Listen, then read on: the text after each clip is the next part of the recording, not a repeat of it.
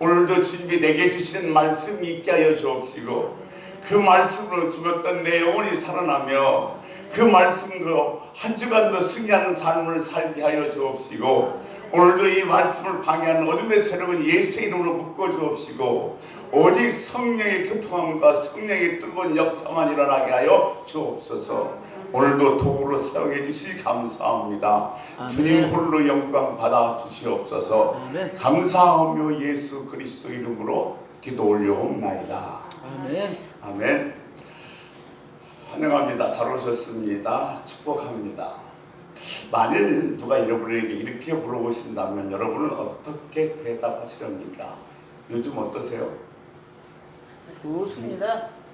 아마 대답은 셋 중에 하나일 겁니다. 좋겠습니다. 죽을 지경입니다. 그럭저럭 살아가죠. 세 번째, 좋습니다. 아마 누군가가 여러분이 저한테 똑같이 물어보셨을 때에 내가 좋습니다 그러면 얄미워. 요즘 어린아이 말처럼 뻥치네 그럴 거예요. 그런데 어느 집사님이 저한테 그러더라고요. 이러다 내가 뻥쟁이가 되는 것이 아니냐고. 그런데 뻥치는 것과 하나님의 말씀을 믿으면서 선포하는 것은 차원이 다릅니다. 뻥이라는 것은 없는 걸 마치 있는 것처럼 나의 뭘 과시하기 위해서 하는 거짓말이라면 말하는 것은 그대로 이루어진다는 하나님의 말씀을 믿고 내가 선포하는 말은 그대로 될 것이라고 이야기하는 것과는 전혀 차원이 다르다는 거죠. 좋습니다. 그럴 때 좋아질 줄로 믿습니다. 아멘. 여러분 요즘 어떠세요? 좋습니다. 아멘. 자, 30에 올라가면 제 서재 옆에 있어서 이렇게 여러 가지 넣어준 창고 하나 있는데 그 옆에 액자 두 개가 붙어 있습니다. 하나는 제가 언젠가 결혼식, 야외 결혼식 주례를 봤을 때 그 누가 사진을 크게 확대해서 갖다 주게 그것이 붙어 있고 그 옆에는 스키를 놓은 예수님의 초상화가 붙어 있습니다. 늘 스쳐다니는 길이지만 어느 날 갑자기 제가 예수님의 초상화에 시선이 꽂혔습니다. 그러면서 마음속에서 이런 생각이 드는 거예요. 이 스킬수를 노란색으로 다 놨으면 얼마나 아름다울까. 왜냐하면 제가 노란색을 좋아해요. 그러다가 갑자기 이런 생각이 드는 겁니다. 노란색으로만 술을 놓으면 화려해 보일지는 모르겠지만 아름다움을 느낄 수가 없을 것이다. 파란색, 하얀색, 노란색, 빨간색 이런 것이 들어가서 어울려서 아름다워지게 보이는 것이지 한 색만 갖고는 절대로 아름답지 않을 것이라는 생각이 들더라고요. 여러분, 인생은 늘 한결 같을 수가 없습니다. 어느 때는 빨간색, 어느 때는 노란색, 어느 때는 파란색, 어느 때는 아주 검정색 그런 색깔들이 여러 가지 어울려서 결국 그 인생이 뭐요? 아름다워지는 건 줄로 믿습니다. 그러니까 지금 내가 답답하고 힘들고 어려운 그런 시간에 앉아있다 할지라도 이 시간은 결국 하나님께서 아름답게 만들어 주실 것이라고 믿고 시간마다 여러분이 아름다운 시간을 만들어가는 시간이 되시기를 주의 이름으로 소원합니다. 아멘. 그리고 그 스킨스 뒤를 보면 대단히 지저분하고 너덜너덜합니다. 술을 놨던기 때문에. 그걸 보면서 또 이런 생각을 해봤어. 내 지금 형편이 너덜너덜하고 형편없는 것 같지만 하나님이 획 돌려서 놓으면 아름다운 그림이 되는 거예요. 아멘. 예, 지금도 내가 힘들고 어렵고 괴롭지만 하나님께서 나를 휙 돌려놓으셔서 반드시 아름다운 인생으로 만들어 주실 줄로 믿고 날마다 행복하고 기쁘게 살아갑시다. 아멘. C.S. 루이라는 사람이 이런 얘기를 했습니다. 양극단을 조심해라. 이 말은 특히 귀신에 관한 귀신으로 얽다는 얘기입니다. 예를 들면 이런 겁니다. 하나는 요즘 우주 여행을 다닐 때 귀신이 어디 있어? 이거 말 같은 소리에 귀신의 존재를 완전히 무시해버리거나 인정치 않으면 나도 모르는 사이에 상당히 많은 혼란과 어둠을 겪게 됩니다. 또 하나는 너무 귀신을 묵상하다 보면 귀신의 노이로제가 걸립니다. 한때 우리나라도 그런 교파들이 있었죠. 배가 아프면 배 아픈 귀신, 감기 걸리면 감기 귀신, 발이 부러지면 발 부러진 귀신. 너무 귀신을 이렇게 갖다 묵상을 하다 보니까 다 귀신의 장난을 보이고 귀신의 장난이라고 얘기하는 겁니다. 제가 오래전에 광주에 있는 한 교회를 부흥회를 간 적이 있습니다. 유튜브로 되니까 어느 교회라고 실명을 얘기하지 않겠습니다만 저는 그렇게 이 고가 높은 교회는 처음 봤습니다. 정말 높습니다. 그리고 위에서 서치라이트가 비치는데 얼마나 화려한지 설계하는 저 자체도 눈뜨기도 어려워요. 그리고 강단은 카페트를 잘 깔렸습니다.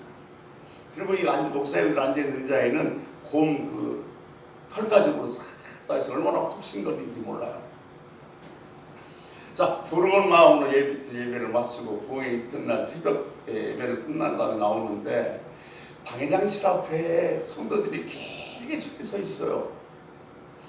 오늘 그러다 이상하다 그러고 왔어요. 근데 그 다음날 새벽도 똑같이 이렇게 길게 서 있길래 내가 저를 이렇게 왔다 갔다 이렇게 좀 타고 치는 집사님한테 물어봤어요. 아니 새벽마다 왜 이렇게 저렇게 긴 줄이 서 있습니까? 그랬더니 그 집사님이 하시는 말씀, 아침마다 목사님의 기도를 받아야 귀신이 안 들어온대요. 참 어처구니 없는 일이에요. 이런 잘못된 영적 접근으로 말미암아 얼마나 하나님 백성들이 족쇄를 채우고 숨 못 쉬게 만드는지 모르겠습니다. 우리 한국 역사도 그런 일이 있었습니다만 여러분, 우리는 C.S. 루이스의 말씀을 이해해야 됩니다. 제가 목회를 하거나 아니면 성도의 삶 속에서도 이 어둠의 역사하는 것을 실제로 많이 경험하고 많이 보기도 하고 듣기도 합니다. 복음을 전파하는 곳에서는, 하나님이 역사하는 곳에서는 반드시 악한 영의 방해가 있습니다. 그러니까 내가 뭔가 주의를 하겠다, 내가 뭔가 정말로 주님 좀 위해서 뭘 해보겠다 할 때는 여러분 반드시 악한 영의 방해가 있을 줄 믿고 그것을 이겨내야만 할 것입니다. 네. 예, 내가 하나님을 하든지 하루 일과를 시작할 때도 마찬가지입니다. 정말로 기도로, 정말로 말씀으로 준비하지 않으면 이 혼탁한 어둠의 영에 의해서 얼마나 내가 힘들어지고 벅찬 삶을 살아가는지 모릅니다. 여러분도 아시겠습니다만 저는 중국에서 3년 동안 기도원 사역을 했습니다. 사실 저는 그런 중국에 선교사 3명도 없고 기도원 3명도 없습니다. 근데 저희 교회에서 신앙생활 하던 부부가 중국에 가서 신앙생활을 하는데 한 달 전부터 계속해서 전화를 오는 거예요. 목사님, 제가 사업 하나 이렇게 좀 시작했는데 와서 개업 예배 좀 들어주세요. 개업 예배 좀 드려주세요. 아, 그러면 비행기 표는 보내줘야죠.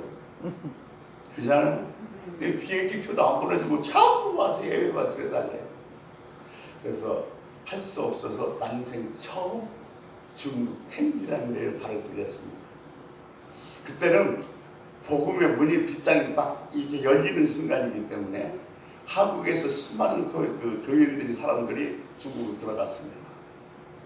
그러니까 곳곳에 교회가 생겼어요.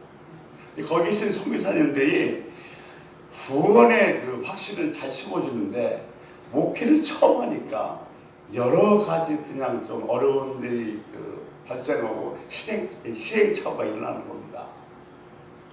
제가 개업 예배를 드렸습니다. 근데 개업 예배를 드리고 나니까 저를 부르는 목적이 개업 예배를 드려달라고 부르는 것이 아니라 그 교회에서 문제가 생겨서 분열에 대해서 나왔습니다. 교회 때 10명이.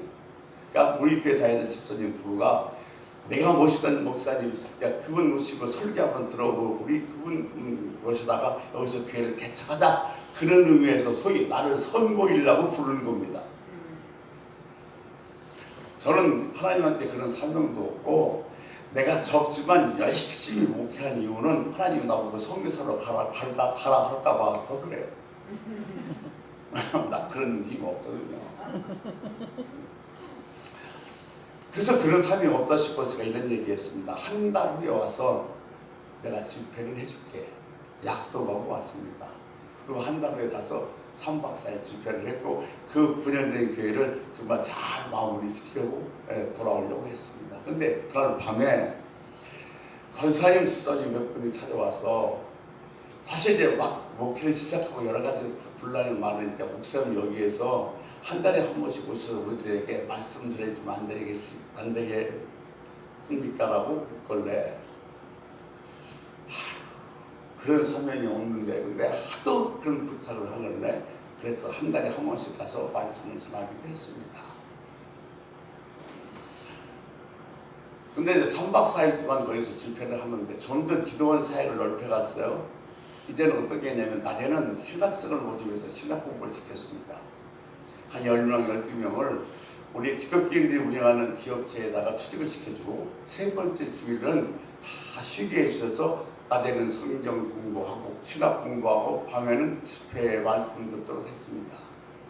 거기다 또 사역을 좀 더 넓혀서 우리 기도원만 아니라 우리 한국에서 목사님들 모셔가서 지하교회에 가서 부흥회를 하도록 만들었습니다. 그런데 집회 시간이 됐습니다. 멀쩡하게 저녁 식사 잘 하셨어요. 떠들고 노시다가 갑자기 설교 시간이 되면 옆구리가 아파서 도저히 일어서지를 못하겠다는 거예요. 그러니까 그리고 꼼짝 못해서 설교 시간에 강단에 올라가지 못하니까 대신 다른 목사님 올라가기도 하고 제가 올라가기도 했었습니다만 그런데 희한한 것은 그렇게 옆구리 아파서 꼼짝 못하고 있다가 비행기를 타고 김포공항에 딱 도착하면 언제 그랬냐는 듯이 깨끗이 나와버립니다. 그때 제가 새삼스럽게 느낀 거예요. 정말로 그때 주국의 복음이 제대로 열리기 전이니까 단단히 기도로 무장하고 말씀으로 무장하는 하지 않으면 이 악한 세력 때문에 어둠의 세력 때문에 제대로 복음을 전할 수 없구나.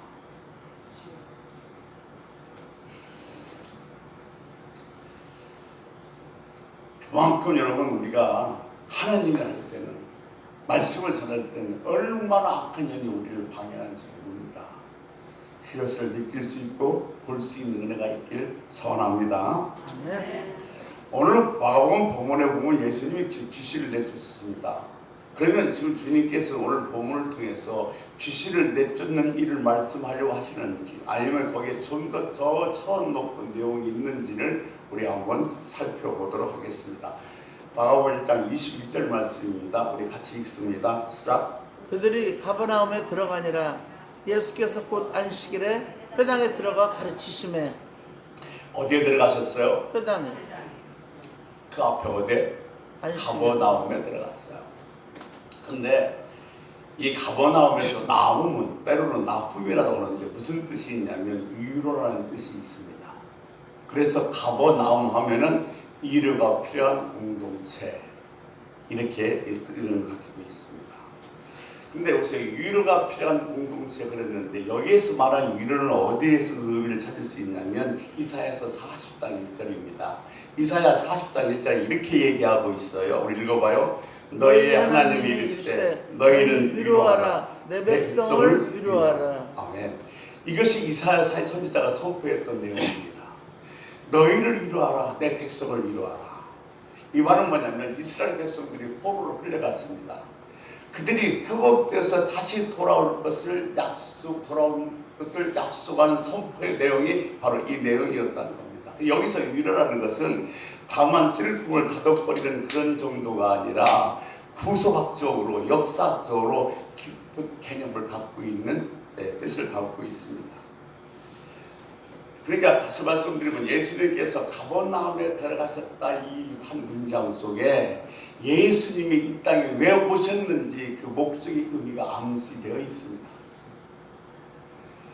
예수님이 그냥 가버나움에 들어가셔서 수없이 성경에 나옵니다만 그 말 속에는 그냥 있는 것이 아니라 예수님이 왜 이 땅에 오셨는지를 암시하고 있다는 것입니다.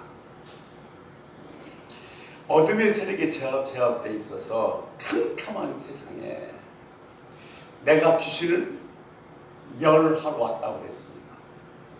내가 귀신을 내쫓으러 온 것이 아니라 내가 귀신을 멸하러 왔다고 오셨습니다. 그러니까 예수님께서 오신 목적은 귀신을 쫓아내는 것이 목적인데, 그것은 뭐냐면 억압된 백성들을 회복하고 구원하고 살려내시기 위해서 주님께서는 이 땅에 오셨다는 겁니다. 근데 예수님께서 가버나움에 들어가셨는데 그 시간이 언제예요? 언제 들어가셨어요? 안식일. 그런데 안식일은 유대인에게 어떤 날입니까?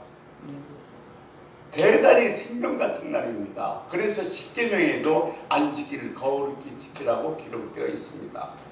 근데 문제는 유대인들이 안식일의 개념을 곡해하고 잘못 이해하고 있었습니다. 안식일이라는 형식을 붙들고 그 의미를 누리지 못한 채에 안식일은 그들의 족쇄가 되어버리고 말았던 겁니다. 안식일의 가장 큰 의미는 뭐냐면, 안식일 날은 하나님께서 복되게 하셔서 우리들에게 하나님의 부요를 경험하는 상징적인 날입니다. 그런데 유대인들은 안식일이 안식일이 되어버렸어요. 여러 가지 수백 개의 율법을 붙여놓고 이건 하면 안 되고 저것 하면 안 되고 그것 하면 안 되고, 그 안 된 걸 지키려고 벌벌벌 떠는 그들이 족쇄 같은 날이 바로 유대인에게는 안식일이 되어버리고 말았다는 겁니다. 안식일의 원래의 개념은 하나님의 구원과 은혜를 누리고 그날을 통해서 하나님의 복을 경험하는 날입니다. 근데 그때 그 장소가 어디예요? 회당입니다. 여러분, 회당이라는 것은 유대인들에게 어떤 것일까요? 말씀이 선포되고 찬양을 불러지고 말씀을 가르치고 서로 교제하는 그런 공동체의 장소가 회당이었습니다. 그렇다면 이 회당의 유래는 구약에는 회당이 없습니다. 이 회당의 유래는 BC 587년 전, 그러니까 예수 오시기 전 587년 전에 이스라엘과 유대가 어디로? 바벨론으로 포로로 끌려갑니다. 그들이 바벨론에서 포로 생활하다 보니까 정말로 힘들고 괴롭고 어려운데, 그 중에서 제일 그들의 가슴을 답답하게 만든 것은 예배가 끊어졌고 찬양이 중단된 것이 너무너무 가슴이 아팠습니다. 그래서 그들이 선조들에게 선포됐던 선지자의 말을, 성경을 읽기 시작합니다. 에레미야, 이사야. 그들이 이사야 선지자 말씀을 읽다가, 우리들이 왜 이 포로로 잡혀와서 고생하는지, 우리들이 선조들이 어떤 죄 때문에 여기 왔는지를 그는 뼈저리게 깨달게 됩니다. 그래서 그들은 어떤 결론을 내린다면 하나님 말씀으로 돌아가자, 그런 의미에서 그들이 세운 것이 회당입니다. 그래서 이 회당에서는 정말 자기들이 당한 그 불행한 역사는 다시는 되풀이되지 않게 우리 후손들에게 기억되는 날로 만들자는 그런 의미에서 이스라엘 백성들이 회당을 만들었던 것입니다. 거기에서 바로 서기관이라는 직함이 생기기도 했습니다. 회당의 목적은 뭐냐면 딱 두 가지입니다. 두 가지를 기억하기 위해서 이스라엘 백성도 회당을 만들었습니다. 하나는 하나님의 말씀, 또 하나는 뼈아픈 이스라엘 역사를 절대로 잊지 말고 기억하자는 의미에서 그들은 회당을 만들었습니다. 여기서 날마다 말씀이 선포되고 찬양이 울려 펴지고 또 유대인에게 교제가 시작되는 공동체입니다. 여기서 뭐라 했냐, 말씀을 가르치시며 그랬어요. 여기서 가르치는 말씀은 뭐냐면, 여러분, 주님이 이 땅에 오신 목적을 가르치는 거예요. 나는 대속물로 왔다. 나는 십자가에서 죽으러 왔다.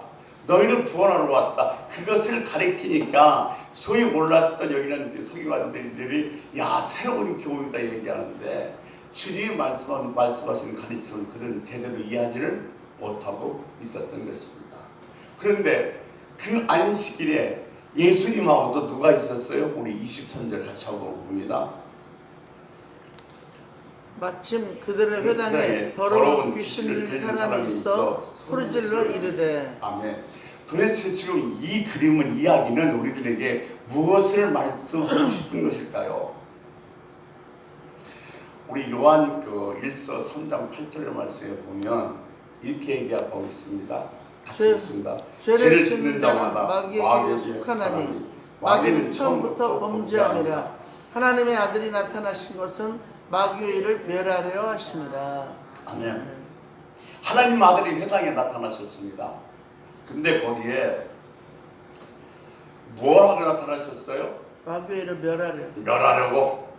야, 근데 마귀를 멸하려고 오셨는데 그 안에 누가 있어요? 귀신 들린 자가 있습니다.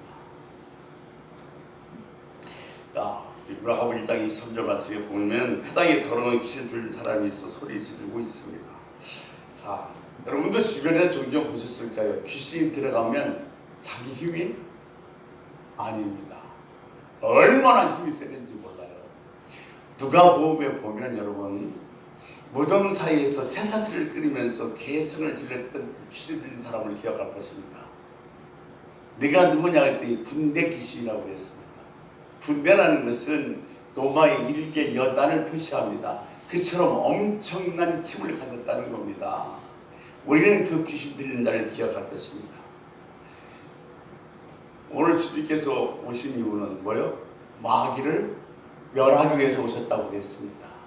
자, 우리가 성경에 보면 이제 세 가지 단어가 나옵니다. 사탄이라는 단어가 나오고 마귀가 나오고 귀신이 나옵니다. 그렇다면 사단과 마귀와 귀신은 무엇이 다른가 하는 겁니다. 보통 이렇게 말씀하십니다.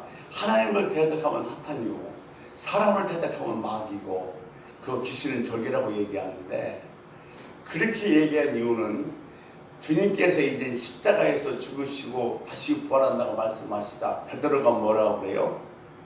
주여 안 되나이다고 주님을 붙잡자 주님께서 뭐라고 하냐면 사단아 뒤로 물러가라. 그래서 하나님 일을 대적하는 것은 사단이고 사람의 일을 대적하는 마귀라고 얘기하는데 그렇지 않습니다. 사단과 마귀는 같은 의미입니다. 그리고 그의 졸개가 귀신입니다. 사단은 천사장이었습니다. 천사장이 하나님과 대적하다 쫓겨나서 나올 때 뒤를 뒤따라오는 졸개들이 바로 뭐냐면 귀신입니다. 그래서 사단과 마귀라는 단어를 쓸 때는 단수로 쓰지만 귀신들은 꼭 복수로 쓰고 있습니다. 근데 우리가 하나 더 생각할 것은 귀신에 대한 개념입니다. 세상에서 말하는 귀신과 성경에서 말하는 귀신은 개념 자체가 다릅니다. 세상에서 말하는 귀신은 뭐냐면 죽어서 처소에 가지 못해서 공중에 떠돌아다니는 걸 뭐라고 얘기해요? 귀신이라고 얘기합니다. 그러나 성경에서 얘기하는 귀신은 뭐요? 사단의 졸개들인 것입니다. 보세요. 여러분도 지금 그 무당들이 혹시 귀신 쫓아내는 장면 보신 적 있습니까? 네. 무당들도 귀신을 쫓아냅니다. 그런데 그 무당들은 어떻게 해서 귀신을 쫓아내냐면 귀신을 달래서 쫓아냅니다. 근데 보세요. 예수님은 지금 어떻게 해요? 꾸짖어 그랬습니다. 예수님은 정말로 사랑이 많으시고 자비로우시고 은혜로우신 분입니다. 그러나 어둠에 대해서는, 어두운 영에 대해서는 단호하고 무섭게 하셨습니다. 아직도 이렇게 달래서 귀신을 몰아내는 그런 잔재가 우리 기독교 안에도 남아 있습니다만은 이런 접근에 쫓아가서는 안 됩니다. 자, 마가복음 1장 24절 말씀 보겠습니다. 같이 읽습니다. 나사렛 예수여, 우리가 당신과 무슨 상관이 있나이까? 우리를 멸하려 왔나이까? 나는 당신이 누구인 줄 아노니 하나님의 거룩한 자니이다. 아멘. 여기서 우리가 주목할 단어는 아노니입니다. 귀신은 지금 예수님이 누군 줄 안다고 그랬어요. 그럼 정말 귀신이 예수님을 아는 걸까요? 근데 우리가 여기에서 이 안다는 단어, 성경에서 이 안다는 단어는 내가 누구 알아, 이게 안다, 그냥 내가 안다는 이름만 들어서 안다는 것이 아니라 뭐냐면 교제와 경험을 같이 공유한 사람입니다. 그러니까 그냥 저 사람이 저기 살아 그런 게 아니라 그 사람과 교제했고 그 사람과 같은 어떤 경험을 공유하는 걸 그때 비로소 뭐 한다는 거예요? 안다고 이야기를 합니다. 여러분 많은 사람들이 그 뒤에 하나님이 거룩한 자이다 이렇게 말했으니까 귀신이 지금 예수님이 누군지를 안다고들 이야기합니다만 이것은 여러분 사실상 어떨 때 쓰여지냐면 우상들 제우스 신에게 제사를 지낼 때의 기도의 서문입니다. 예를 들면 우리들이 종촌에서 제사를 지낼 때 그 제사의 제문 있지 않습니까? 그 제문의 서두처럼 우상에게 제사를 지낼 때 그 서두에 쓰는 말이 당신은 거룩한 자니다라는 말입니다. 그러니까 지금 이 귀신은 예수님을 정확히 모릅니다. 뭘로 알고 있었냐면 여러 신들 중에 하나로 그는 지금 알고 있는 것입니다. 귀신은 죽어도 모릅니다. 왜냐하면 소속이 다르고 교제가 다르기 때문에 귀신은 정확하게 예수님을 알 수가 없습니다. 제가 아까 말씀드린 것처럼 복음적인 개념에서 안다는 것은 예수님의 말씀처럼 내가 네 안에 있고 너는 내 안에 있고 내가 너와 함께 마시고 경험을 같이 사는 공유하는 것 그럴 때 아는 거기 때문에 절대로 알 수 없습니다. 저도 예수를 막 믿고 나서 이런 표현 죄송하지만 그때는 저는 나이롱 신자였으니까요. 근데 이렇게 돌아오는데 다리 밑에서 구슬하고 있는데 막 구슬하다가 여기 예수 믿는 사람이 있으니까 신이 안 나타난다고 가라는 겁니다. 내가 생각할 땐 나 같은 나이롱인데 뭘 그래 이런 뭐 귀신이 안 올라와 그랬더니 근데 옆에 있는 친구들이 너 교회 나가잖아. 너 가봐. 그랬어요. 그래서 하도 떠밀려서 왔습니다. 제가 억울하니까 그다음부터 여기 무당이 귀신 잘 하더래요. 그러면 귀신이 나를 정확히 아는 거예요? 귀신이 예수 믿는 사람을 알아볼 수도 있어요. 왜냐하면 귀신과 이 예수님은 소속이 달라요. 근데 우리도 예수를 믿어서 소속이 달라졌으면 수시로 뭐가 우리 안에 들어와요? 어두운 영이 들어옵니다. 많이 경험했고 그들을 공유할 때가 많아. 그래서 우리는 알 수 있으나 귀신은 정확히 예수님을 알 수가 없습니다. 기억하십시오. 성경에서 안다는 것은 그냥 아는 것이 아니라 뭐요? 교제를 하고 경험을 공유하는 것이 아는 것입니다. 25절 우리 같이 보겠습니다. 예수께서 꾸짖어 이르시되 잠잠하고 그 사람에게서 나오라 하시니 우리 한국말로는 대단히 좀 점잖게 표현됐습니다. 잠잠하고 나오라. 그런데 헬라어 보면 아주 무섭게 꾸짖고 있습니다. 그 말을 그대로 지기하면 입 닥쳐입니다. 입 닥쳐. 좀 순수하게 표현하면 너 입 닫고 입 닫고 나와 이 소리예요.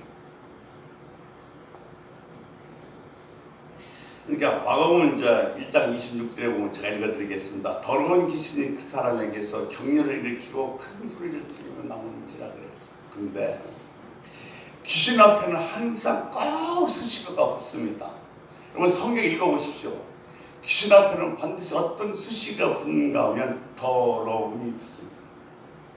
더러운 귀신, 다 더러운 귀신입니다. 이게 여기서 더럽다는 것은 그냥 우리가 얘기하는 더러운 것 그걸 얘기하는 것은 아닙니다. 우리가 창세기 3장 4절에 보면 이 첫 아담이 망가뜨리는 사단의 그 개교 모습이 나옵니다. 사실 뱀은 누구의 사주를 받는답니까? 사단의 사주를 받는답니다. 뱀이 여자를 유혹하는데 세 가지 유혹합니다. 첫째, 너 안 죽어. 둘째, 네 눈이 밝아져. 세 번째, 너는 하나님과 같이 돼. 보세요. 왜 이 마귀가 더러운 존재냐면 꼭 우리를 유혹하고 우리를 멸망시키고 우리를 죄짓게 만들고 나쁜 곳으로 인도하는 것 때문에 더러운 거예요. 지금도 이 하와에게 뭐요?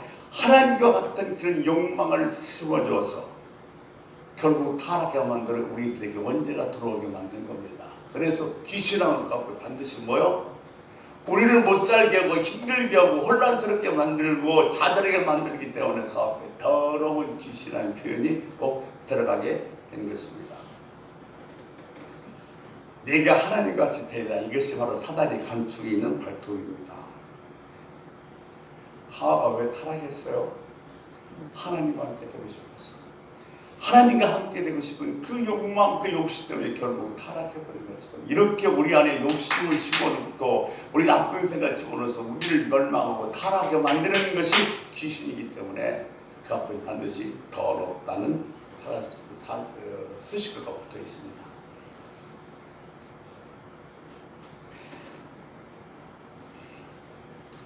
우리가 복을 누리고 은혜를 누리는 것은 하나님의 통치 아래서 주시는 것이 최고의 복입니다.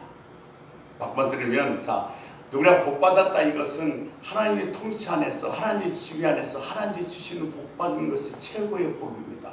그런데 이것이 최고의 복인 줄 사람들은 잘 모릅니다. 인생은 딱 두 종류밖에 없습니다. 첫 번째는 하나님에게 종속을 선언한 사람입니다. 난 하나님 없이 못 살아요. 나는 하나님의 힘으로 산다 고백한 사람. 또 하나는 하나님으로부터 자유를 선언한 사람입니다. 내 뜻대로 살겠다는 겁니다. 이것을 바꿔서 간단하게 말씀드리면 네 힘으로 살래, 내 힘으로 살래. 인생 내 힘으로 살래 아니면 하나님 힘으로 살래. 두 종류밖에 없다는 거예요. 주님의 힘으로 살아가는 사람, 자기 힘으로 살아가는 사람. 그런데 자기 힘으로 살아가는 사람 지금 결국 끝내는 뭐 한다는 거예요? 멸망할 수밖에 없다는 거예요.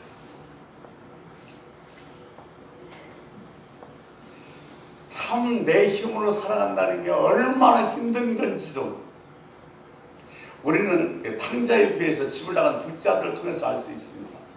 내 힘으로 살아보겠다고 아버지의 재산 물려받아서 살았습니다만 결국은 뭐요? 빈털털이 거지가 되어서 아버지 집에 돌아왔을 때 비로소 아버지 것이 자기 것이 되는 겁니다. 그러므로 우리 인간은 내 힘이 아니라 누구의 힘? 그렇죠. 주님 힘으로 살아가는 겁니다. 그것이 최고로 복된 삶이고 현명한 사람인 줄로 믿습니다. 성경은 우리들에게 너희는 하나님의 힘으로 살아라. 너희는 내 힘으로 살아라. 이렇게 말씀하시는데 마귀는 우리에게 뭐라고 얘기해요? 너 할 수 있어. 너는 돼. 내 힘으로 살라고 얘기합니다. 절대로 여기에 넘어가지 마십시오.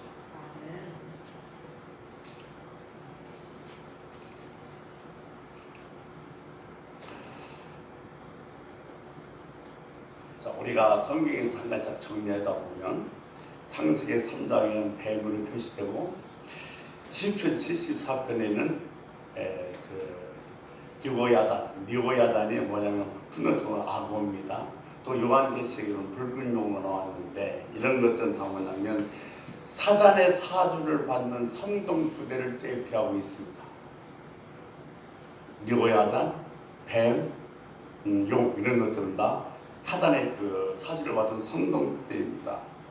그 뒤에는 반드시 뭐가 있냐면 어둠의 권세 잡은 자들이 있습니다. 우리는 항상 이 실체에 대해서 눈을 떼야 됩니다. 그러니까 정말 제가 부탁드리는 것은 영안에 떠서 뭐 내가 봤다가 아니라 우리 뒤에서 역사하는 이 어두운 영의 실체를 볼 수가 있어야 됩니다. 아, 저건 어둠이 역사하는 거야. 이건 성령이 역사하시는 거야. 뭐 구별할 수 있어야 됩니다.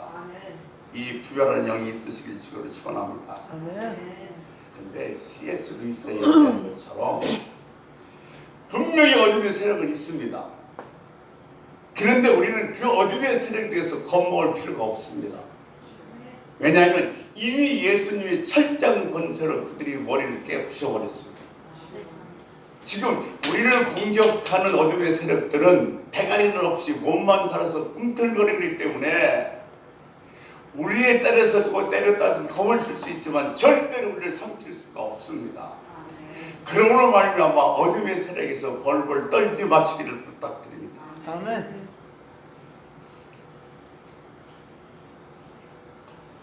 여기서 우리가 한 가지 결론 내릴 것은 어둠의 존재는 분명히 있다. 어둠의 실체는 분명히 있다. 그러나 우리는 그리스도께서 이미 그를 정복했기 때문에 두려울 필요가 없다. 이걸 기억하시길 제 말씀으로 부탁을 드립니다. 자, 마가복음 9장 29절에 보면 이런 얘기, 동영은 저분도 잘 아는 얘기예요. 9장 6절에서 그 내용이 보면 말 못하고 못 듣고 말 못한 귀신들 아이를 아버지가 데리고 왔습니다. 주님이 제자들이 그 귀신을 내쫓으라고 애를 썼는데 결국 뭐였어요? 내쫓지 못했습니다. 그때 주님께서 산에서 내려오시면서 그 사정을 들으시고 그 귀신 들린 자의 아이에서 귀신을 내쫓으십니다. 그리고 청중을 다 물리치고 제자들과 함께 있었을 때 한 제자가 예수님께 질문을 합니다. 우리는 어찌하여 능히 이 귀신을 쫓아내지 못하였나이까? 그 질문이 오늘날 우리들의 질문인 거야. 세상은 점점 악해져 가는데 우리 예수 믿는 사람은 왜 세상을 변화시킬 수 없을까요? 우리는 왜 귀신을 내쫓지 못했습니까? 이 질문은 주님의 제자들의 질문이기도 하지만 우리들의 질문이기도 합니다. 그때 예수님이 뭐라고 대답하셨어요? 기도 외에는 이런 유가 나갈 수가 없느니라. 그러면 여기서 기도 외에는 이런 유라고 그랬는데 이런 유라는 것은 딱 이것이 한 가지만 얘기하는 거예요? 아니면 여러 가지 중에서 하나를 얘기하는 겁니까? 여러 가지 중에서 하나를 얘기하는 거예요. 그러면 주님께서 이렇게 표현을 쓰신 깊은 이유가 있습니다. 마틴 로이 존스라는 신학자 책 속에서 이런 내용이 나옵니다. 어둠의 권세를 잡은 자는 점점점 강해지고 있다는 겁니다. 그런데 보세요. 어둠의 권세를 잡은 자는 점점점 강해지고 있는데 우리는 그 자리에 있거나 아니면 뭐요? 퇴보하고 있습니다. 그러면 이 전쟁에서 이길 수가 없어요. 여러분 6.25 때는 우리 그 소총, 매말 소총하고 싸웠습니다. 한 번 쓰고 또 땡겼다 또 총알 넣고 한 번 쓰고. 지금 이총 갖고 싸울 수 있어요? 핵 미사일이 왔다 갔다 하는 한국에 사단이 그만큼 점점 악해지고 있다면 우리 무기도 바뀌어야 되고 우리 전술도 바뀌어야만 합니다. 그래야 점점점 강해지는 이 어둠의 세력과 전쟁에서 승리할 수가 있기 때문에 그렇습니다. 여러분 세상이 지금 얼마나 악합니까? 또 나오는 뉴스들 보십시오. 정말 전에는 상상도 할 수 없던 일이 마치 보통 일처럼 벌어지고 있는 시대가 지금 우리가 사는 이 시대입니다. 그래서 주님께서 뭐라고 말씀하신 거예요? 기도 외에는 이런 일가 나갈 수가 없다는 거예요. 무슨 얘기예요? 전에도 예수님의 제자들은 귀신을 내쫓은 적이 있어요. 두씩 짝지어 파견됐을 때 귀신도 내쫓고 병들도 고쳤어요. 그런데 이번에는 귀신을 내쫓지 못했어요. 왜 그렇다는 거예요? 이런 이유 갖고는 되지 않는다. 옛날에 한 것 같고 내가 지금까지 한 것 갖고는 안 된다는 거예요. 제가 자주 쓰는 그 이야기 중에 하나가 노루 잡은 몽둥이 3년 우겨 먹는다고 그러는데 나 다 해봤어. 나 이만큼 했어. 그거 갖고는 이제 이런 누가 나갈 수가 없다는 겁니다. 아멘. 사단이 강해지는 말미암아 우리도 더 강력하게, 더 뜨겁게, 더 열심히 기도를 해야 한다는 겁니다. 아멘. 사랑하는 성도 여러분, 모르면 좋아요. 모르면 주기도문이라도 해보세요. 안 되면 아버지라도 부르세요. 네. 이 약한 세력에 우리가 좀 더 강력하고 뜨거운 기도하지 않으면 절대 승리할 수 없습니다. 강력한 기도로 무기를 장착하시기를 축원합니다. 아멘.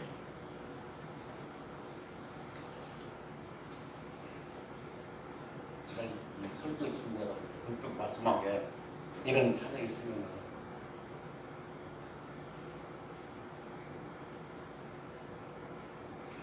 기도하자 우리 마음 아파요. 기도하자 우리 마음 아파요. 할렐루야 아멘. 할렐루야 아멘. 기도하자 우리 마음 아파요. 네. 여러분 주여 한번 부르시고 하나님 더 강력하고 뜨거운 기도로 한 주간도 승리하게 해달라고 자, 기도하시다가 자유롭게 마무리 드리겠습니다. 우리 주여 한번 부르고 통성으로 기도하시겠습니다. 주! 오늘도 살아 역사하시는 참 좋으신 아버지, 세상은 점점 악해지고 있습니다. 이대로 갖고는 안 됩니다. 옛날에 갖고는 안 됩니다. 주님도 강력하고 뜨겁게 열정적으로 기도할 수 있도록 우리의 기도를 인도하여 주옵시고 그런 힘을 주시옵소서. 매일매일 악한 세력들과 싸우면서 이 싸움에서 절대로 어려움이나 실패를 경험하지 않도록 기도로 무장하는 그리스도인 하나님 나라 백성들 되게 한 주가 더 많이 더 뜨겁게 더 열심히 기도하는 한 주가 되게 하옵소서. 그런 일을 도와주시옵소서. 주님 한 줄을 믿습니다. 아버지, 세상은 점점 힘들어가고 악해집니다. 내가 했던 이 정도 갖고는 안 된다고 주님께서 말씀하셨습니다. 한 주간 더 강렬하게, 더 뜨겁게, 더 열정적으로 뛰어서 이 어둠 세력과 싸우면서 반드시 승리하는 우리 모두가 되게 하여 주시옵소서. 예수 그리스도 이름으로 감사하며 기도 올리옵나이다. 아멘.